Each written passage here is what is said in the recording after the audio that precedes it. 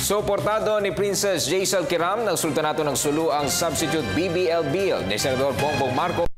Tinawag na Basic Law for the Bangsamoro Autonomous Region o BL-BAR. Sinabi ni Kiram na sa kanyang palagay ay napaka-praktikal at layong i-enhance ng BL-BAR ang ARMM dahil sa pagsasama sa iba pang stakeholders sa konsultasyon maliban sa Moro Islamic Liberation Front o MILF. Naniniwala kasi siya na lahat silang mga Muslim sa Mindanao ang talaga makapagbibigay ng solusyon sa mga problema sa rehiyon. Samantala, 80% ng desidido si Kiram na tumakbo bilang senador sa ilalim ng una. Ito'y dahil anya niyang bigyang boses ang kanyang mga kapwa Muslim sa lehislatura.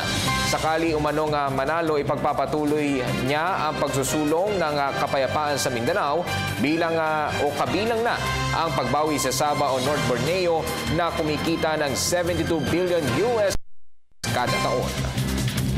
Of course, is 101% Muslim, but I am a Filipino by blood and by heart.